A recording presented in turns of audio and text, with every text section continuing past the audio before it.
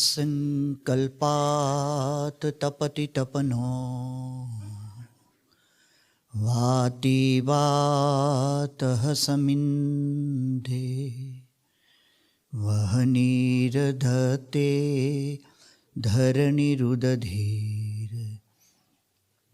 लङ्घते नैव वेलाम् सोऽयं श्रीमान् निखिलजगताम् अन्तरात्मावतीर्णो धर्मं रक्षन् दिशतु कुशलं स्वामिनारायणो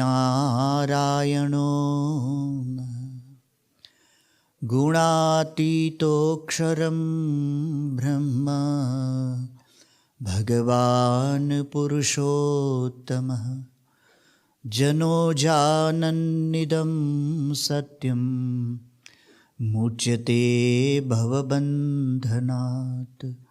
श्री स्वामीनारायण भगवान की जय।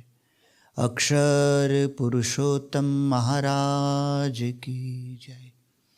श्री राधा कृष्ण भगवान की जय। सियावर रामचंद्र भगवान की जय। उमापति शंकर भगवान की जय। आद्य शक्ति जगदम्बे माता की जय। प्रमुख स्वामी जी महाराज की जय। महंत स्वामी जी महाराज की जय। सब संतन की जय।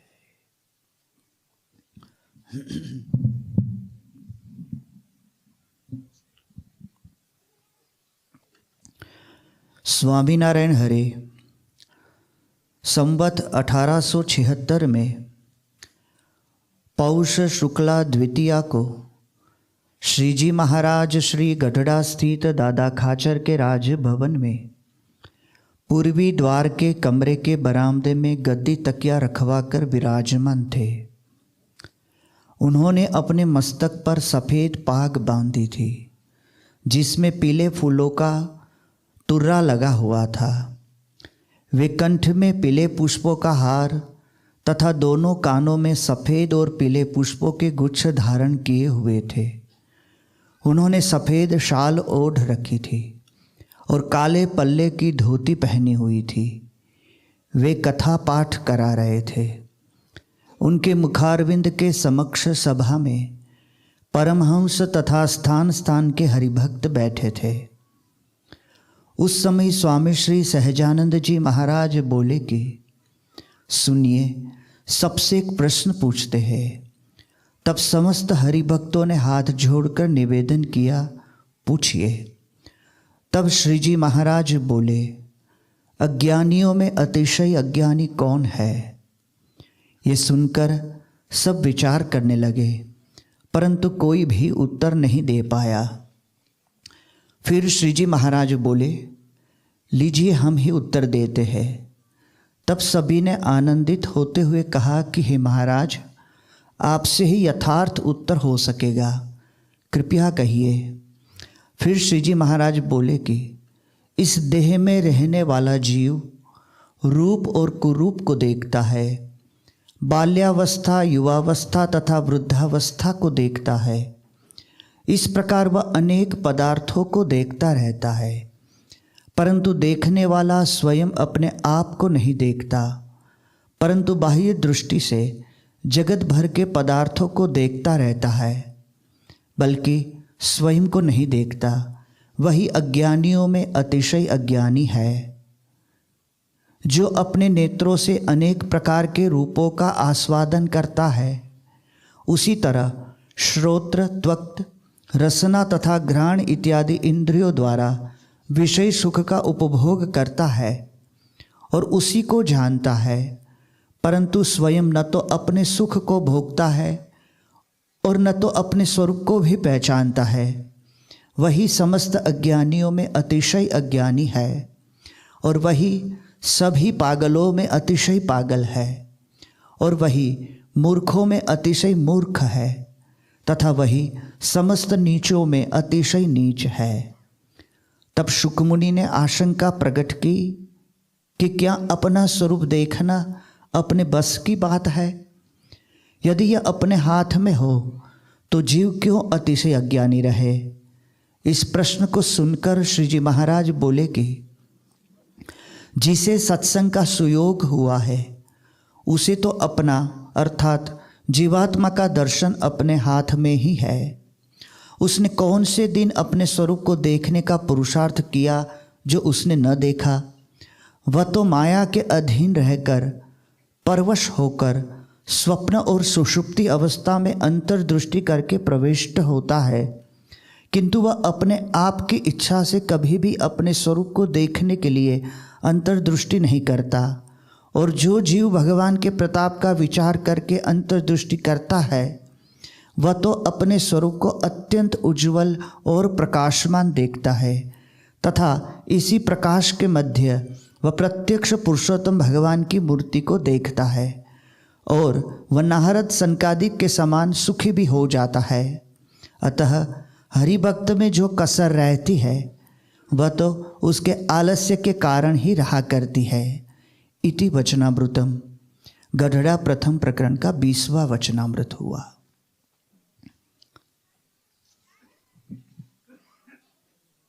बहुत ही सुंदर वचनामृत है भगवान स्वामीनारायण जी,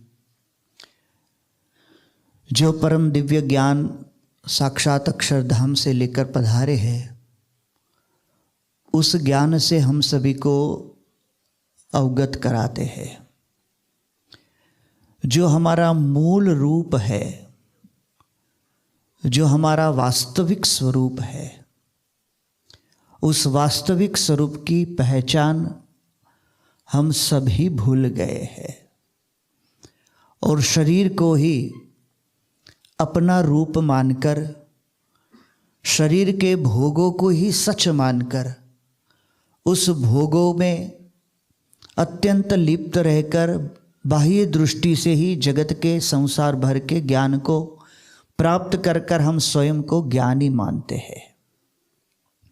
परंतु भगवान स्वामीनारायण जी कहते हैं कि वास्तव में जो अपने आप को नहीं जानता और जिसको स्वयं की आत्मा में परमात्मा की दास भाव से उपासना नहीं है, वो अज्ञानियों में अतिशय अज्ञानी है। आज इस संसार की वस्तुओं में हमेशा हमें एक मन दुख रहता है कि मुझे कम मिला, मुझे कम मिला। ये शिकायत हमेशा भगवान के साथ हमारी रहती है।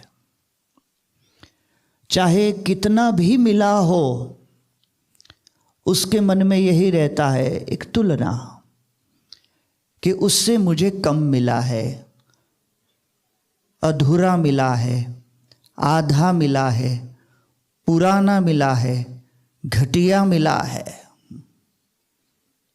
जो है उससे संतुष्टि नहीं है। परंतु एक बात सबके भीतर में प्रतीत होती है और वो विषय है बुद्धि। बुद्धि के विषय में सभी का मानना है कि मुझे अधिक मिली है। आज तक किसी ने ये शिकायत नहीं की कि मेरे में कम बुद्धि है, और हम भीतर से भी मानते नहीं है कि मेरे में कम बुद्धि है।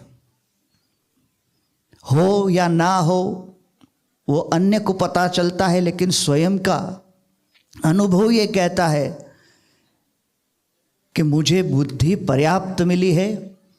पर्याप्त नहीं, दूसरों से मेरी बुद्धि अधिक है। इस प्रकार की संतुष्टि सबके मन में होती है और इस बुद्धि के माध्यम से सांसारिक ज्ञान को हम प्राप्त करते हैं। बाह्य दृष्टि से जगत के रूपों का ज्ञान है हमें। इस जगत के अंदर जितने भी रूप, आकार, पदार्थ मात्र है, उसका ज्ञान, उसकी जानकारी, उसकी माहिती आज हम सभी के पास है और उस विषय में हम ज्ञानी भी है।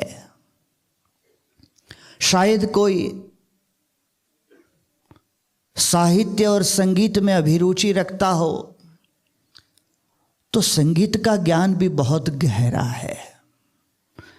अन्य राग रागिणियों का ज्ञान, और उस ज्ञान के अंदर भी कई प्रकार के सुर, स्वरों और ताल का ज्ञान, कौन से समय पर कौन सा राग किस रूप से गाया जाता है। तो गायन, वादन, नृत्य, ये सभी क्षेत्र के अंदर कोई जाए तो उसका अपार ज्ञान है और उस ज्ञान के भी महान पंडितों इस संसार के अंदर आज विद्यमान है। शास्त्र की दृष्टि से देखे तो शास्त्र का भी अगाध ज्ञान है, अथाह, जिसकी कोई सीमा ना हो, इतना असीम ज्ञान है। शास्त्र हम देखते हैं, हम तो शायद एक दो श्लोक भी बोलना सीख जाए तो मन में एक आनंद होता है कि मुझे कुछ ज्ञान प्राप्त हुआ। और उसमें जितना ज्ञान हमारे पास जो भी शास्त्र का है उसकी चर्चा अन्य के साथ करते हैं। विशेष रूप से हम उन्हीं के साथ चर्चा करना पसंद करते हैं जिसको शास्त्र संबंधी कम ज्ञान हो, ताकि वो 2, 4, 5 श्लोक के आधार से हम अपनी पंडिताई को उस पर प्रतिष्ठित कर सके और उसको प्रभावित कर सके।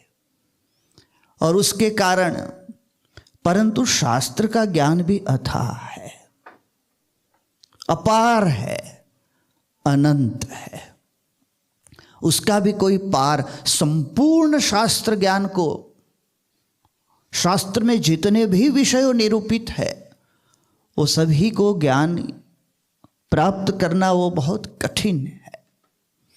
परंतु संसार में इस विषय को लेकर भी महान पंडितों आज विद्यमान है, महान ज्ञानियों विद्यमान है। पाक शास्त्र का ज्ञान, रसोई बनाने का ज्ञान भी बहुत गहरा ज्ञान है। औषध विद्या का ज्ञान भी बहुत गहरा ज्ञान है। नक्षत्र विद्या का ज्ञान भी बहुत गहरा ज्ञान है। खगोल और भूगोल के ज्ञान को यदि कोई जानता हो तो अति आश्चर्यकारी ज्ञान है। नक्षत्र मंडलों का ज्ञान, तारा मंडलों का ज्ञान और उसका भी ज्ञान रखने वाले महान पंडितों, विद्वानों, खगोल शास्त्रियों, भूगोल शास्त्रियों इस संसार के अंदर विद्यमान है।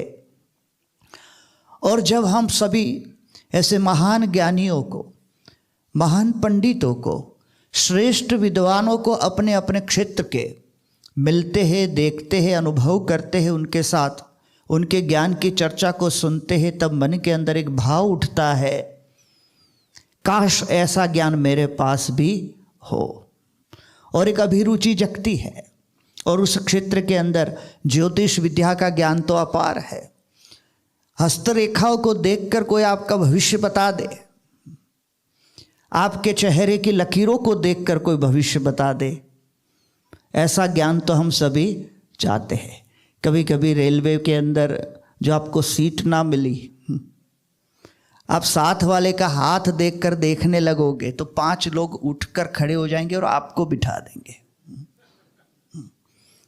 कि आप मेरा भी हाथ देख लो। कोई ग्रह नक्षत्र मंडलों को देखकर, हाथों की लकीरों को देखकर, हमारी जन्म कुंडली को देखकर कोई किसी भी प्रकार से जंतरी बना दे और उसके आधार पर आपके भविष्य को बता दे, ऐसी विद्या को जानने वाला कोई हो तो वो भी एक महान ज्ञानी है। परंतु ये सभी बाह्य ज्ञान है, बाह्य ज्ञान, इंद्रिय जन्य ज्ञान है, जो मन, बुद्धि, चित्त, अहंकार, अंतःकरण को सुलभ है, ऐसा ज्ञान है। भगवान स्वामीनारायण जी यहाँ पर जो बात करना चाहते हैं वो एक विलक्षण ज्ञान की बात करना चाहते हैं। उसमें भगवान स्वामीनारायण जी कहते हैं कि यदि बाह्य दृष्टि से कोई रूप को जानता हो, रूप को मतलब पदार्थ मात्र के रूप को जानता हो, बुद्धि की विलक्षणता है कि पदार्थ मात्र के रूप को जानने की क्षमता बुद्धि में है। वह अपनी बुद्धि से संसार के रूप को जानता हो। भगवान स्वामीनारायण जी कहते हैं कुरूप को भी जानता हो और वो बाल यौवन वृद्धावस्था को जानता हो, अवस्था के भेद का उसको पता हो। भगवान स्वामीनारायण जी कहते हैं कि उसी प्रकार वो बाह्य दृष्टि से जगत भर के पदार्थों को देखता रहता है। देखता रहने का मतलब है कि जानता रहता है, परंतु स्वयं को नहीं देखता। वही अज्ञानियों में अतिशय अज्ञानी है।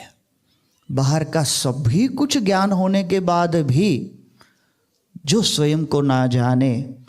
बहुत सुंदर बात आती है छांदोग्य उपनिषद में। छांदोग्य उपनिषद बहुत सुंदर उपनिषद है। कई प्रकार के प्रश्नोत्तरी का उसमें समावेश किया गया है। उसमें एक संवाद है नारद जी का सनत कुमार के साथ का संवाद। सनत सुजान के पास नारद जी गए और नारद जी बड़े ही विनम्र भाव से सनत कुमार को कहते हैं अधि ही भगवा, हे भगवान मुझे ज्ञान दीजिए। क्या कहते हैं?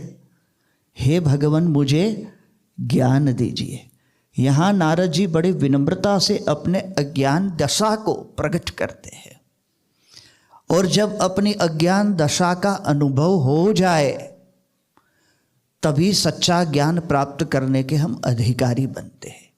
जब स्वयं को ही ज्ञानी मानकर बैठे हुए हो तो आगे कोई ज्ञान अधिक मिल सकता नहीं है। वो स्वाभाविक है, क्योंकि जो मानता हो कि मैं सब कुछ जानता हूँ, मुझे सब कुछ पता है, उपनिषद कहते हैं उसको कुछ पता नहीं है।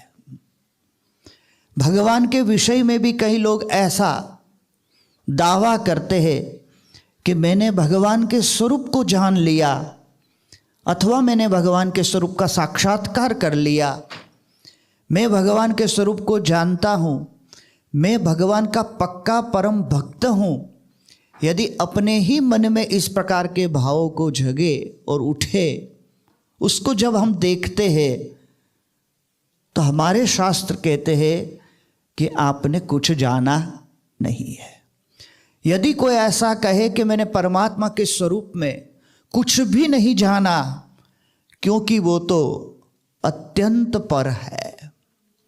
न इति अर्थात नेति नेति कहकर स्वयं ब्रह्मा जी भी जिस स्वरूप को नहीं पाकर वापस लौट गए और वो परमात्मा के स्वरूप को भला मैं कैसे जान सकता हूँ, इस भाव से जो परमात्मा का शरणागत बनता है तो उपनिषद कहते हैं उसने भगवान के स्वरूप के विषय में कुछ जाना है, अल्प जाना है। तो भगवान का स्वरूप अथाह है। इसलिए किसी भी प्रकार के ज्ञान का अथवा ज्ञानी होना का आडंबर छोड़कर नारद जी विनम्र बनकर बहुत सरल चित्त से सनत जी के पास जाते हैं और कहते हैं अधि ही भगवो, भगवान मुझे ज्ञान दीजिए। सनत कुमार जी कहते हैं नारद जी को कि सारे संसार में परिभ्रमण करके नारद जी आप सभी को ज्ञान देते हैं, मैं आपको क्या ज्ञान दूं? सभी का मार्गदर्शन आप करते हैं, परंतु एक उच्च आध्यात्मिक भूमिका पर सनत कुमार विराजमान थे। स्वयं नारद जी भी ये जानते थे, इसीलिए सनत कुमार को गुरु और पूज्य मानकर उनके चरण शरण में जाते हैं ज्ञान को प्राप्त करने के लिए। सनत कुमार जी उसी अधिकार से कहते हैं कि नारद जी प्रथम आप बताइए कि आप क्या जानते हैं, और जो आप नहीं जानते हैं उसको मैं बताऊंगा। अब जब इतना स्पष्ट कह दिया और नारद जी जैसे को कह दिया कि जो आप जानते हैं वो बताइए, तो जो आप नहीं जानते हैं मैं उसको बताऊंगा। मतलब आपके पास जितना भी ज्ञान है उससे ऊपर की बात मैं आपको करूंगा। इतना अनुभव ज्ञान सनत कुमार जी के पास था, तभी तो नारद जी गए थे। पूछने पर नारद जी ने बताया है, कोई गर्व और अहंकार से नहीं, परंतु सनत कुमार जी के पूछने पर बड़े विनम्रता से नारद जी कहते हैं, छांदोग्य का मंत्र है, ऋग्वेदम भगवो धेमि यजुर्वेद, ऋग्वेदम भगवो धेमि यजुर्वेदम सामवेदम अथर्वणम चतुर्थम, इतिहास पुराणम पंचमम वेदानाम वेदम, पित्रम राशिम दैवम निधिम, वाको वाक्यमेकायनम, देव विद्या क्षत्र विद्या सर्प विद्या जन विद्या नक्षत्र विद्या देव सर्प जन विद्या में तद भगवो धेमि, ऋग्वेदम भगवो धेमि यजुर्वेदम सामवेदम अथर्वणम, इतिहास पुराणम पंचमम वेदानां वेदम, वाको वाक्यमेकायनम, पितृं राशिं दैवं निधिं, भूत विद्यां क्षत्र विद्यां नक्षत्र विद्यां देव सर्प जन विद्यां एतद् भगवो धेमि। छांदोग्य का ये मंत्र है। 22 प्रकार की विद्याओं का निरूपण हो गया इसमें। नारद जी कहते हैं 22 प्रकार की ये विद्याओं गिनाते हैं कि मैं ये जानता हूं, परंतु नारद जी कहते हैं मैं मंत्रविद हूं, आत्मविद नहीं हूं।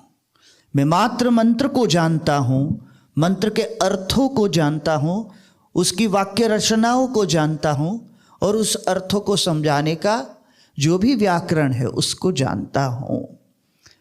मैं मंत्रविद हूं, आत्मविद नहीं हूं, आत्मा की भूमिका पर पहुंचा नहीं हूं।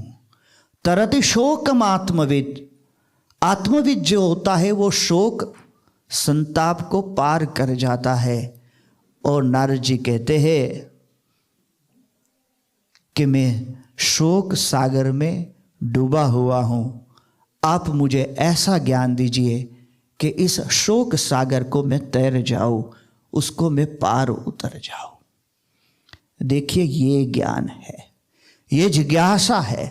सब कुछ जानने के बाद भी भीतर की व्याकुलता गई नहीं, शोक संताप गया नहीं, परेशानी हटी नहीं, दुख गया नहीं, व्यग्रता चिंता बनी रही, अभी भी भयभीत है, आनंद मिला नहीं, संतोष मिला नहीं, आत्मतृप्ति का भाव नहीं आया, कृतार्थता का अनुभव नहीं हुआ।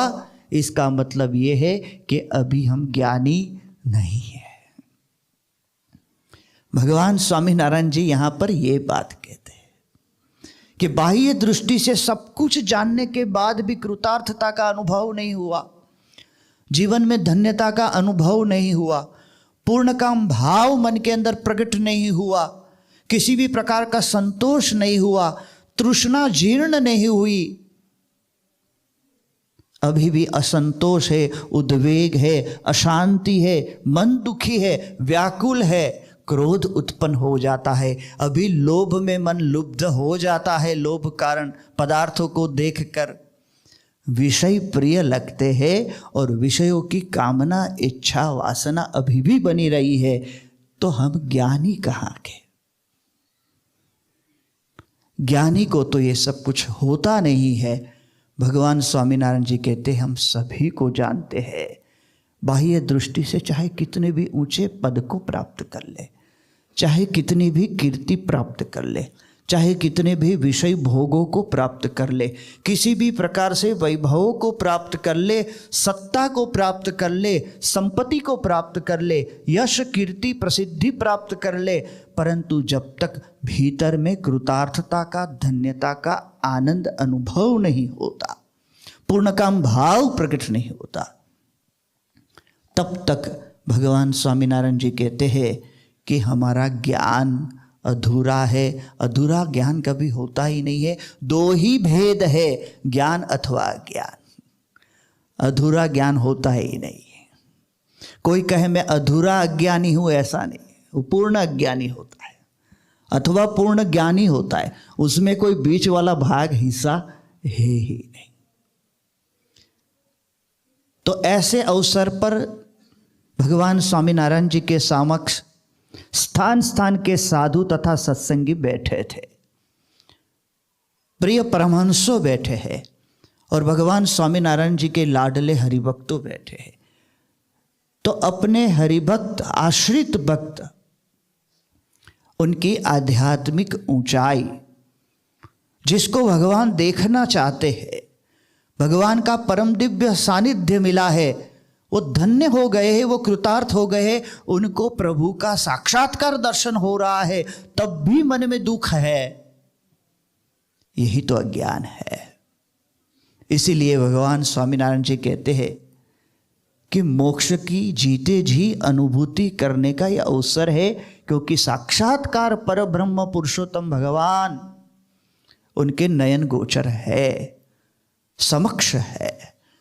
वो अक्षरधाम का सीधा ही अनुभव कर रहे हैं, वो जीवन मुक्ति का आनंद ले रहे हैं।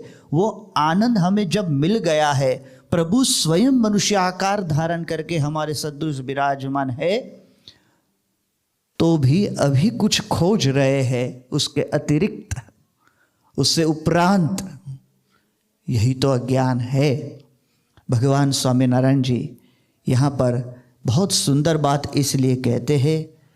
महाराज कहते हैं कि नेत्रों से अनेकों प्रकार के रूपों का आस्वादन करता है। अनेकों प्रकार के रूप, ये प्रकृति के रूप, ये सौंदर्य, ये सृष्टि का अपार है।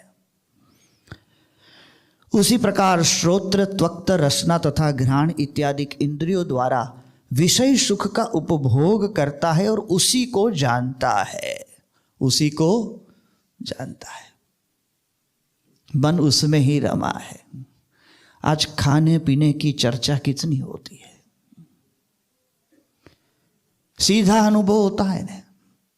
इंद्रिय जन्य सुख का सीधा साक्षात्कार होता हो, ऐसा कोई विषय हो तो वो भोजन है। सीधा ही स्वाद का, बेस्वाद का अनुभव होता है। समय समय पर जो हमारे स्वाद की वस्तु नहीं मिली, प्रिय वस्तु नहीं मिली, और उस समय जो उग्रता मन में आती है, थोड़ा नमक ज़्यादा आ गया, थोड़ी वस्तु भून गई, बासी हो गई, किसी भी प्रकार से हमारे स्वाद की नहीं बनी, हल्का सा छोंक लगा नहीं लगा, और सदगृहस्थ आश्रम में और सारे संसार में, संसार छोड़ने के बाद भी जो कहीं कला हो, तो स्वाद वृत्ति के कितने कला है। आप विचार करें, घर में झगड़े क्या होते हैं। लगभग एक फोन रोज आपको आता होगा, आज क्या बनाना है। ये चिंता का विषय है। कल भी ये बना था, परसों भी ये बना था, आज क्या बनाना है। ये हमारा चतुरापन जो है, बाह्य दृष्टि से कितने कॉम्बिनेशन हम जानते हैं।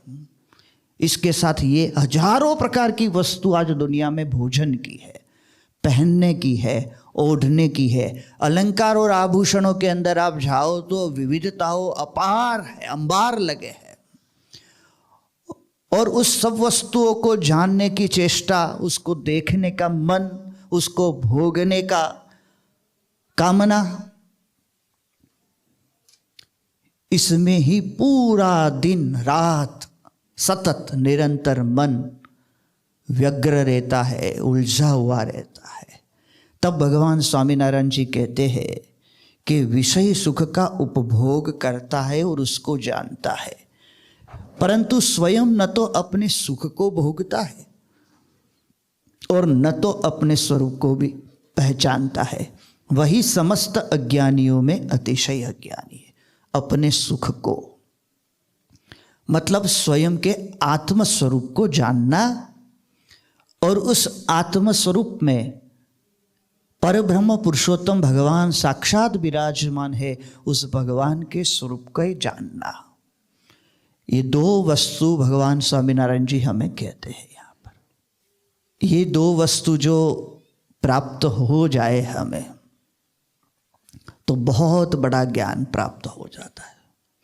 क्योंकि जितने भी विषयों अथवा दुनिया की जानकारी है जो इंद्रिय जन्य है, जो पंच ज्ञानेंद्रियों के माध्यम से ही प्राप्त होती है और अंतःकरण में उसकी अनुभूति होती है, ये सब कुछ बिना आत्मा संभव है नहीं। आत्मा के बगैर संभव नहीं है। हम देखते हैं कि जो भी अनुभव विषय का भी होता है वो भी आत्मा के कारण ही होता है। कई बार मैंने एक उदाहरण देता हूं कि मिश्री कैसी लगती है। कैसी लगती है विनोद जी? मीठी लगती है। अब सवाल ये है कि जो मिठास है वो मिश्री में है कि जीभ में है? मिठास मिश्री में है कि जीभ पर है? कहाँ है? जीभ पर है। यदि जीभ पर ही मिठास है तो जीभ पर कंकण रखे तो भी मीठा लगना चाहिए। ऐसा तो लगता नहीं है। ऐसा लगता नहीं है। तो कहाँ मिठास है? भाई हम मिठास है तो मिश्री को हाथ में पकड़ कर रखे तो भी मीठी लगनी चाहिए। वो भी लगती नहीं है। तो भोग है और भोग के स्थान है।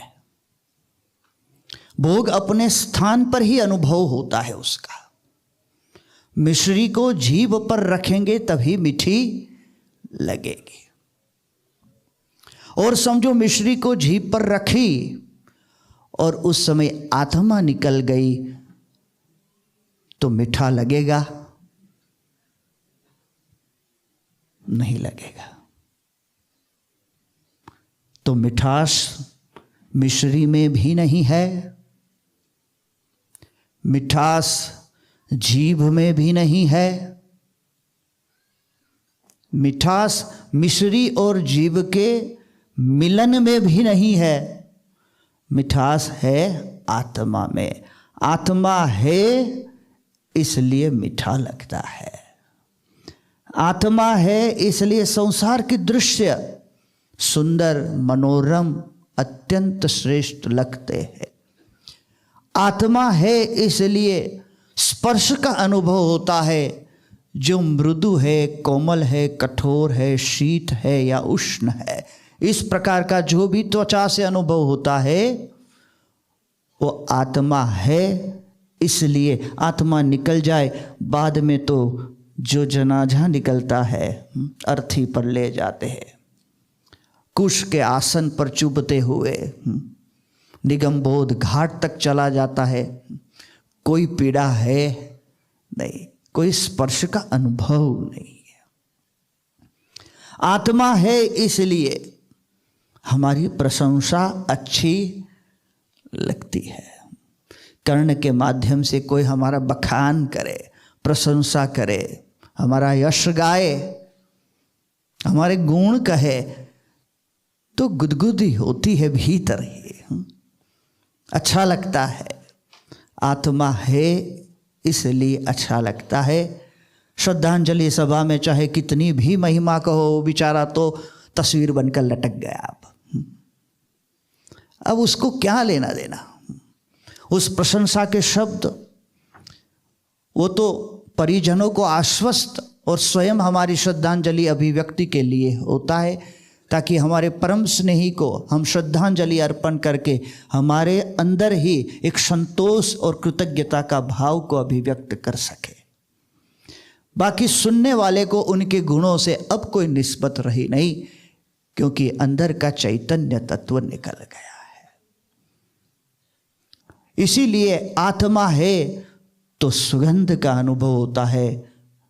तो ये सारे विषय और श्रेष्ठ विषय है।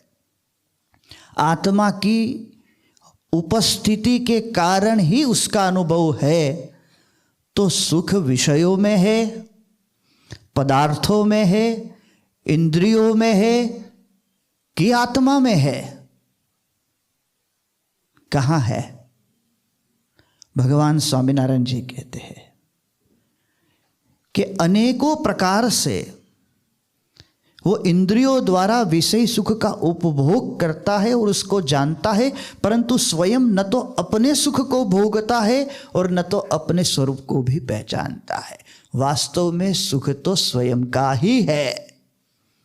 स्वयं का मतलब आत्मा की उपस्थिति का।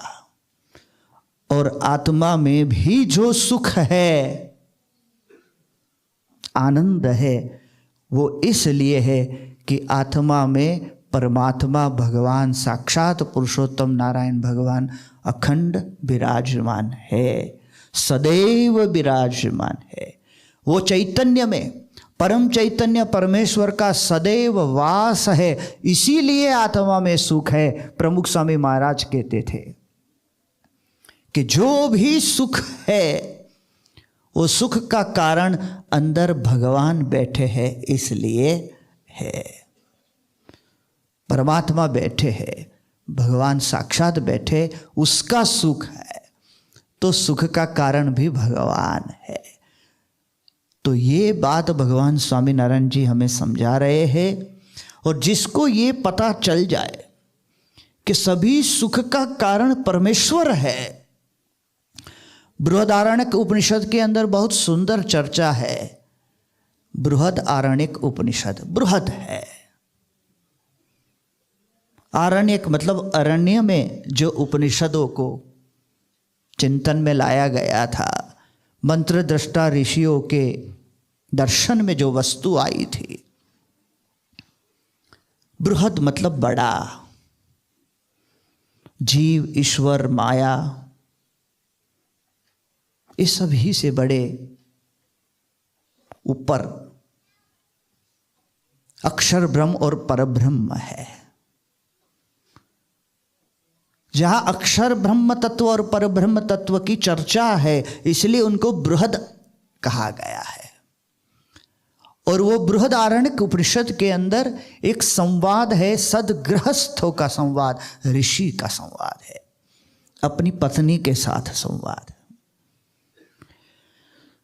याज्ञवल्क्य ऋषि, मैत्री और कात्यायनी, ये दो पत्नी थी उनकी। और याज्ञवल्क्य ऋषि ने अपने मन में ये विचार किया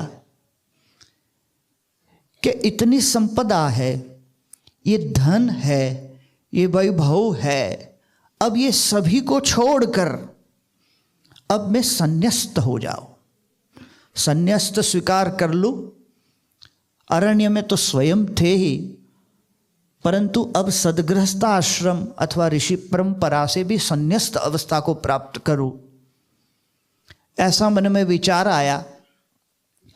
तो उन्होंने सर्वप्रथम मैत्रेयी अपनी पत्नी, जो ज्ञानी भी थी, आध्यात्मिक अभिरुचि रखती थी और उसका विशेष मन अध्यात्म के साथ जुड़ा हुआ था। कात्यायनी भी एक सुशीला नारी थी, घर को सारी अच्छी तरह से वो देखती थी, मेहमानों का आव भगत करना, बहुत श्रेष्ठ व्यंजनों पकवान बनाना, सभी की सेवा करना, और गृहस्थाश्रम में एक सदगृहिणी को जितने भी परिलक्षण होने चाहिए, तो एक आदर्श रूप में कात्यायनी थी। ये दोनों को मिलने के बाद याज्ञवल्क्य जी प्रथम मैत्रेयी को कहते हैं कि इस प्रकार से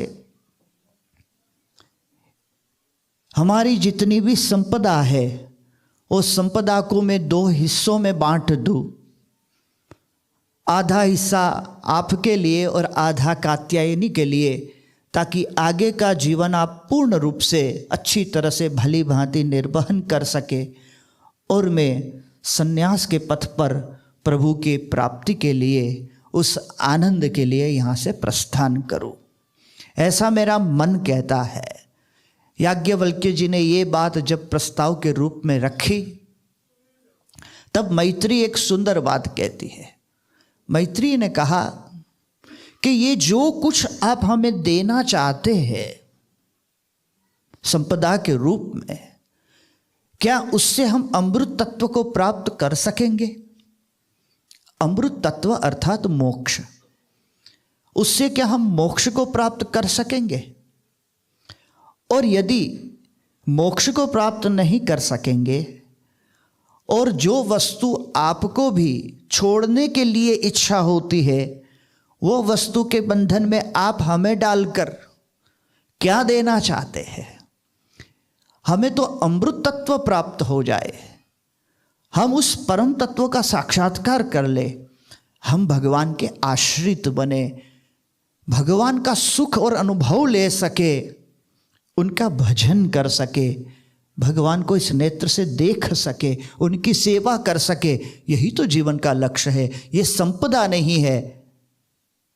ये बात जब मैत्रेयी कहती है, तब याज्ञवल्क्य बहुत ही प्रसन्न हो जाते हैं और कहते हैं कि इस घड़ी पर जब मैं आपको छोड़ने के लिए तैयार हुआ हूँ, ये संपदा छोड़ने के लिए तैयार हुआ हूँ, पत्नियों को छोड़ने के लिए तैयार हुआ हूँ, मेरा मन संपूर्ण रूप से संन्यास को लेने के लिए तत्पर बना है, उत्कंठ बना हुआ है। और ऐसी अवस्था में तू मुझे प्रिय तो थी, परंतु तेरी ये समझ देखकर आज मुझे तू अधिक प्रिय लगने लगी है। सदगृहस्थाश्रम की ये कितनी ऊंची भूमिका होगी, ये दाम्पत्य जीवन कितना दिव्य होगा कि जिसमें पति पत्नी का त्याग कर कर संन्यास पथ पर जाते हैं, तब उसको उसकी पत्नी अत्यंत प्रिय लगती है, परंतु एक दिव्य भाव के साथ उसका संबंध है। अब वो दाम्पत्य पति पत्नी का संबंध नहीं है, इतना दिव्य संवाद हमारे उपनिषदों में है। और तब याज्ञवल्क्य जी बहुत सुंदर बात मैत्रेयी को कहते हैं, नवा अरे पत्युः कामाय पतिः प्रियो भवति, आत्मनस्तु कामाय पतिः प्रियो भवति। कि पति अपनी इच्छा से अपनी पत्नी के लिए प्रिय नहीं है, परंतु उस पति में परमात्मा का वास है, इसलिए भगवान की इच्छा से वो अपनी पत्नी को प्रिय है।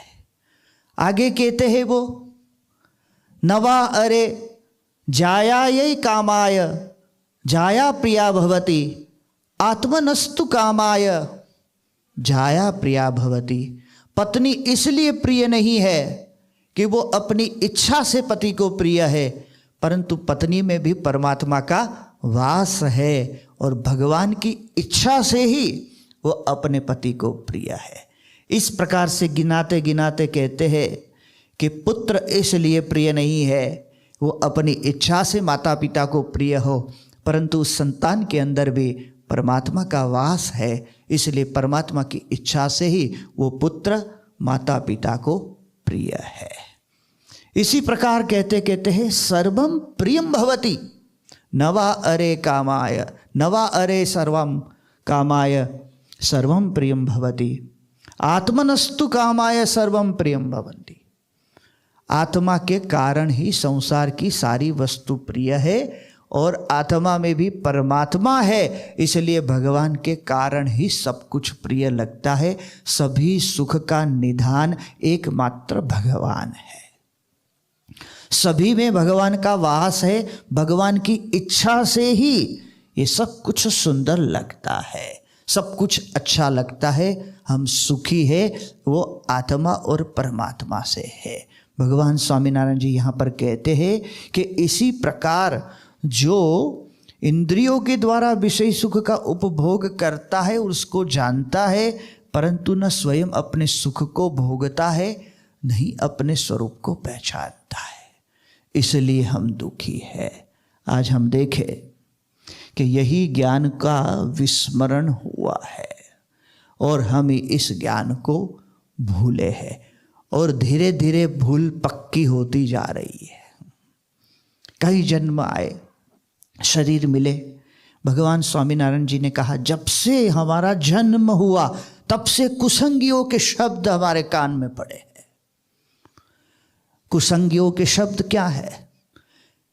कुसंगी के शब्द है, ये तेरा बाप है, ये तेरी माँ है, ये तेरी भाभी है, ये तेरा भाई है, ये तेरी वाड़ी है, ये तेरी लाड़ी है, ये तेरी भैंस है। ये सारे शब्द जन्म से ही ऐसी पहचान करा दी हमें। ये तेरा घर, ये तेरी बाड़ी, ये तेरी लाड़ी, ये तेरा भैंस, और हम सभी को अपना मानने लगे। ममता बंध गई और उसको सच मान लिया। कुसंगी के इस शब्द के कारण मूल आत्मज्ञान से हम वंचित रहे। कभी किसी ने ये नहीं बताया कि भाई ये शरीर तेरा रूप नहीं है। जैसे माँ मदालसा ने अपने 7 पुत्रों को पालने में झूलते थे, तभी से लोरी गाती थी, और लोरी में यही गाती थी, शुद्धोसी बुद्धोसी निरंजनोसी। तो शुद्ध चैतन्य आत्मा तेरा स्वरूप है बेटा, तू रो क्यों रहा है? शरीर तेरा रूप नहीं है, भीतर में रहने वाली चैतन्यमयी आत्मा तेरा वास्तविक रूप है। तेरा ये जो दुख है वो तो शरीर भाव के कारण है। तू चैतन्य भाव में अपने आप को प्रस्तुत कर और अनुभव कर। इस संसार के अंदर हमारा वास्तविक रूप ही आत्मा है, शुद्ध है, बुद्ध है, चैतन्य है। आज तक ऐसा कोई भी अग्नि प्रज्वलित नहीं हुआ जो इस आत्मा को जला सके। आज तक ऐसा कोई शस्त्र नहीं बना जो इस आत्मा को छेद सके।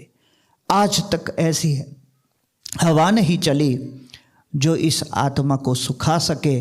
आज तक ऐसा कोई जल नहीं बरसा जो इस आत्मा को भिगो सके। नैनम छिंदन्ति शस्त्राणि नैनम दहति पावकः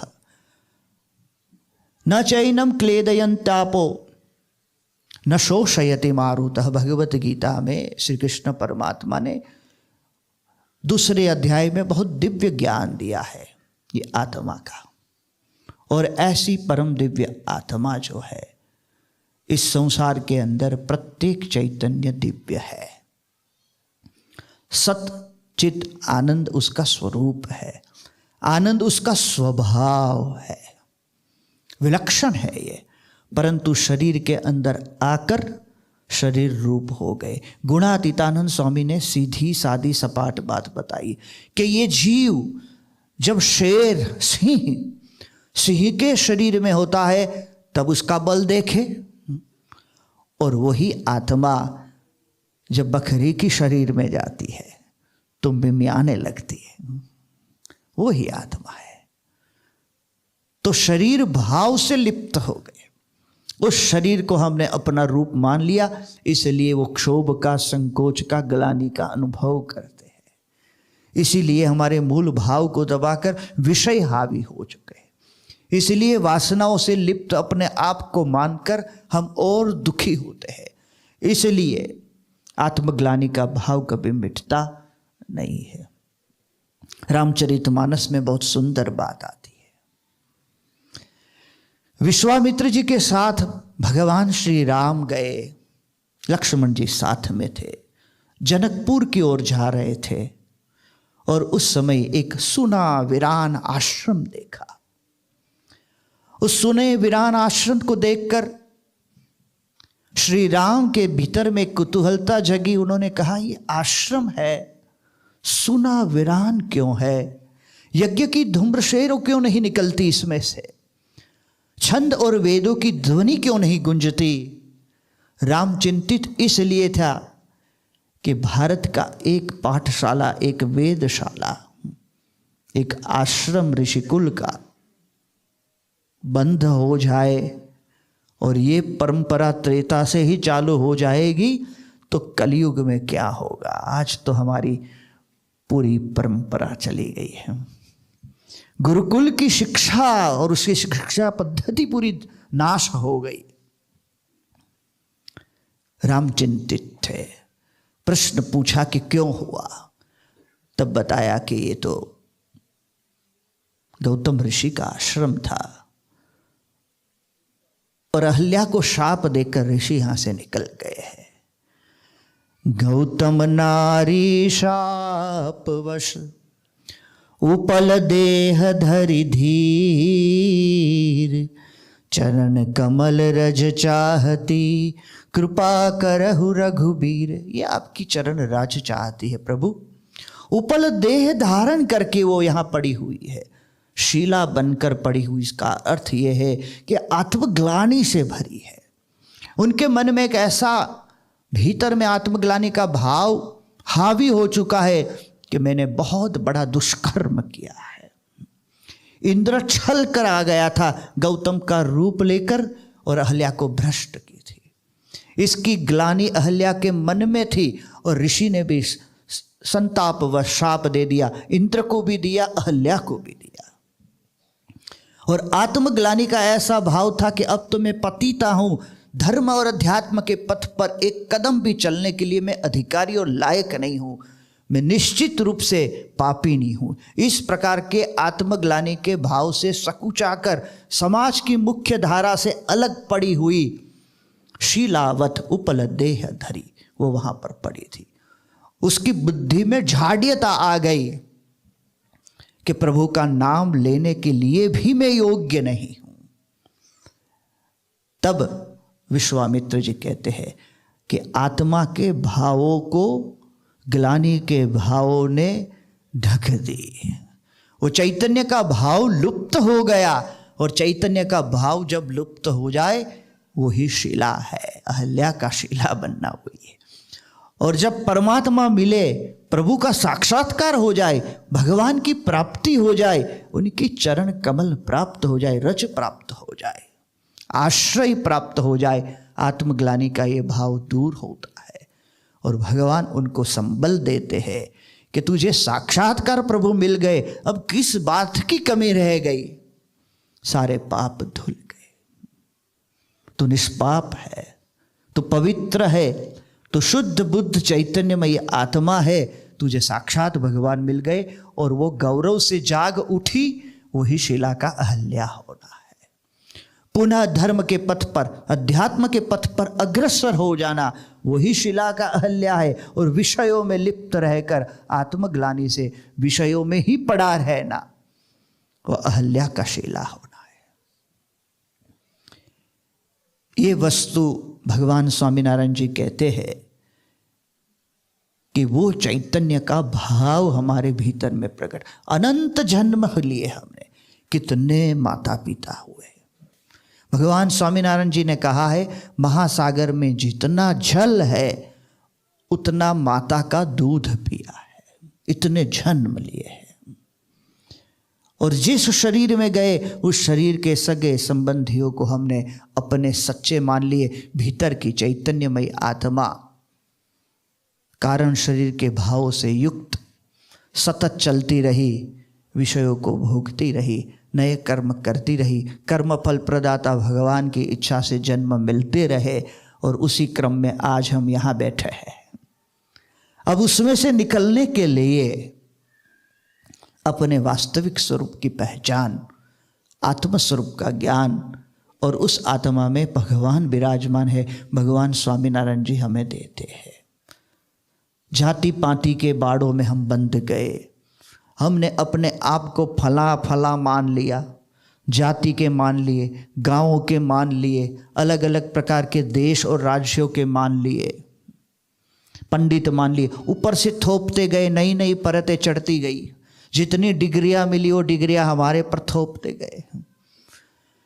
कोई डॉक्टर को आप सीधे साधारण नाम से बुलाएंगे अच्छा नहीं लगेगा, डॉक्टर साहब कहोगे तो एक परत और लगी, आत्म नीचा चला गया, ऊपर से ढका। अधिकारी पद से, ओहदे से हम लोगों को छानने लगे, डायरेक्टर साहब है हमारे, CEO साहब है,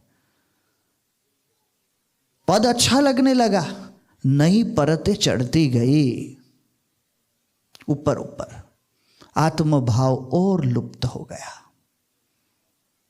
इसलिए उसको प्रकट करने के लिए भगवान स्वामीनारायण जी कहते हैं स्थूल, सूक्ष्म और कारण, ये तीन शरीर से पृथक अपने चैतन्य स्वरूप माने और वो चैतन्य को, उस आत्मा को ब्रह्म के साथ अर्थात अक्षर ब्रह्म गुरु के साथ उसकी एकता करे। गुरु ही मेरी आत्मा है, ऐसा आत्मबुद्धि का भाव प्रत्यक्ष गुरु हरि के अंदर हो जाए, यही सबसे बड़ा आत्मज्ञान है। आज हमारे प्रगट गुरु हरि साक्षात प्रगट ब्रह्म स्वरूप स्वयं अक्षर ब्रह्म का पृथ्वी पर प्रत्यक्ष रूप भगवान को धारण करके विराजमान परम पूज्य महंत स्वामी जी महाराज मेरी आत्मा है, ये ज्ञान हमें हो जाए, ये आत्मबुद्धि हो जाए, उसमें अत्यंत दृढ़ प्रीति हो जाए। और जब सत्पुरुष में ऐसी दृढ़ प्रीति हो जाती है तो उनके प्रत्येक वचनों में विश्वास आता है। और भगवान स्वामीनारायण जी कहते हैं कि जिनको संत के वचन में विश्वास आए और संत उनको कहे कि ये शरीर तेरा रूप नहीं है, शरीर में भीतर में रहने वाली चैतन्यमयी आत्मा तेरा वास्तविक रूप है, तो संत के इस वचन को वो परम सत्य माने। संत के वचन से, गुरु के वचन से हमें आत्मज्ञान सिद्ध होता है, शास्त्र में पढ़कर नहीं, अपने चिंतन से भी नहीं। गुरु हमें ये अनुभूति कराते हैं और इसमें भी ऐसे प्रगट ब्रह्म स्वरूप साक्षात अक्षर ब्रह्म गुरु, वो ही हमें ये सीधा साक्षात्कार कराते हैं। और ऐसे गुरु के आज्ञा के अनुसार जो भी कुछ करे वो आत्मा की भूमिका में ही रहता है, उनकी आज्ञा वचनों में रहे, वो आत्म भाव में रहता है। ऐसा अद्भुत मार्गदर्शन भगवान स्वामीनारायण जी ने दिया है। परंतु भगवान स्वामीनारायण जी कहते हैं कि जिनको ऐसे गुरु मिले, ब्रह्म स्वरूप संत मिले, उसको ही सच्चा सत्संग मिला है। और जिसे सत्संग का सुयोग हुआ है उसे अपना अर्थात जीवात्मा का दर्शन अपने हाथ में ही है। हाथ में है मतलब क्या? ऐसे संत में प्रीति, आत्मबुद्धि, वो शुद्ध चैतन्य में ब्रह्म स्थिति में अखंड रहते हैं। उसका ये दर्शन अनुभव हम करें, उनकी प्रत्येक क्रियाओं का अवलोकन करें, उस क्रियाओं को देखे परखे, उनके प्रत्येक आज्ञा वचनों को परम सत्य मानकर उसी में ही अपने आप को समर्पित करें, तब ये भूमिका पर हम पहुँचते हैं, शाश्वत सुख को प्राप्त करते हैं। तरति शोकम आत्मविद, सारे संताप को दूर कर सकते हैं और अंतर में अत्यंत आनंद का अनुभव होता है। भगवान स्वामीनारायण जी कहते हैं, कौन से दिन इस स्वरूप को देखने का पुरुषार्थ किया? महंत स्वामी महाराज के दर्शन तो किए, परंतु वो ही साक्षात मेरी प्रत्यक्ष आत्मा है। इस प्रकार का पुरुषार्थ और चिंतन हमने किया नहीं। मनन के द्वारा ऐसे संत का चिंतन करें। और आगे याज्ञवल्क्य मैत्रेयी को कहते हैं कि वो आत्मा दृष्टव्य, उसको जानने के लिए, उसका साक्षात्कार करने, श्रोतव्यो मंतव्यो निधिध्यासितव्यो, उसका श्रवण करे, उसको सुने, वो सतपुरुष की प्रत्येक लीलाओं को देखे, उसका स्मरण करे, उसका मनन करे, उसका चिंतन करे। उनकी प्रत्येक जो लीला है, वो क्या बोल रहे, कैसे बैठते हैं, कैसे खाते हैं। भगवत गीता में अर्जुन ने यही पूछा है, स्थित प्रज्ञ से का भाषा समाधिस्थस्य केशव, स्थितधि किम प्रभाषेत किमासीत ब्रजेत किम। कैसे बोलते हैं, बैठते हैं, उठते हैं, चलते हैं, उसका हम अनुभव करें और उसकी प्रत्येक चेष्टाओं को, क्रियाओं को प्रिय मानकर उसमें ही हमारे मन को रमाए और वो मेरी प्रत्यक्ष आत्मा है। इस प्रकार के भाव से उसमें अत्यंत प्रीति, सुदृढ़ आत्मबुद्धि के साथ सतपुरुष में, महंत स्वामी महाराज में जुड़े, वही आत्मज्ञान को सिद्ध करने का सर्वश्रेष्ठ मार्ग है। श्रीमद् भागवत ने पंचम स्कंद में जड़भरत जी के आख्यान में यही बात रहुगण राजा को जड़भरत जी कहते हैं। रहुगणे तपसा न याति न चेजया निर्वपणाद गृहाद्वा न छंदसा नैव जलाग्नि सूर्य बिना महत्पाद रजोभिषेकम। जब तक ऐसे सत्पुरुष की चरण रज माथे पर ना पड़े तब तक आप चाहे संसार का त्याग कर दो, वेदों का पाठ कर लो, यज्ञ यागादिक कर लो, तप कर लो, कुछ भी कर लो, आत्मज्ञान सिद्ध नहीं होगा। महापुरुष की चरण निश्रा में रहकर ही ये सिद्ध होगा। तो ऐसे गुरु हमें मिले हैं तो सांसारिक जीवन में भी रोज आत्मा का विचार करना, उससे मन की शांति मिलेगी। हजारों झंझटों के बीच में हम रहते हैं, कई प्रकार की जीवन के अंदर विडंबनाएं हैं और विटंबनाएं हैं, उसके बीच में पग पग पर समस्याओं है, उसके बीच में अपने आप को शुद्ध चैतन्य आत्मा मानकर महंत स्वामी महाराज का स्मरण करके वो पारदर्शक पवित्र शुद्ध चैतन्यमय अक्षर ब्रह्म स्वरूप जिसमें सम्यक रूप से भगवान अखंड विराजमान है, साक्षात सहजानंद स्वामी स्वामीनारायण भगवान मेरे इष्ट देव, ऐसे दर्शन अखंड करके उनके दिव्य स्मरण के साथ जब हमारा प्रातः काल का चिंतन हो, हमारी पूजा हो, रात्रि शयन के समय भी इस प्रकार का चिंतन करते करते हम उस साक्षात्कार की भूमिका तक पहुंचते हैं और फिर आत्मस्वरूप का दर्शन आज हमें साक्षात ही प्रत्यक्ष हो जाता है। जीवन में अत्यंत आनंद रहता है, सभी प्रकार के आकर्षणों से विमुक्त एक सुंदर दिव्य स्थिर स्वरूप हमारा जीवन बनता है। तो हम भगवान के चरणों में प्रार्थना करते हैं कि इस प्रकार से हम अंतर्दृष्टि करें। जो जीव भगवान के प्रताप का विचार करके अंतर्दृष्टि करते कि ऐसे भगवान मुझे साक्षात मिले, सर्वोपरि परमात्मा मुझे मिले हैं, जो भगवान जगत के नियंता कर्ता आधार और प्रेरक है, उनकी इच्छा के मर्जी के बगैर एक सूखा पत्ता भी नहीं हिल सकता, जो जगत के कारण है, जिसने सुंदर सृष्टि की रचना करी वही तो सर्जनहार है, वही पालनहार है, वही तारणहार है। ऐसे परमेश्वर परब्रह्म परमात्मा भगवान साक्षात सहजानंद स्वामी स्वामीनारायण भगवान मुझे इष्ट देव आराध्य देव के रूप में मिले, मेरा अत्यंत सौभाग्य है। ऐसा विचार करके जो अंतर्दृष्टि करता है वो अपने स्वरूप को अत्यंत उज्ज्वल और प्रकाशमान देखता है और इसी प्रकाश के मध्य वो प्रत्यक्ष पुरुषोत्तम भगवान की मूर्ति को भी देखता है और नारद सनकादिक जैसा सुखी बनता है, अंदर से भीतर से सुखी बनता है। फिर उसको बाह्य पदार्थों की अपेक्षा नहीं रहती, परिस्थिति उस पर हावी नहीं हो सकती, देहाभिमान के कारण वो सत्संग से दूर नहीं हटता, उसको अखंड सत्संग का आनंद मिलता है और मान अपमान के भाव से ऊपर उठकर वो जीवन में स्थिर बनता है। अतः हरि भक्त में जो कसर रहती है वह तो उसके आलस्य के कारण ही रहा करती है।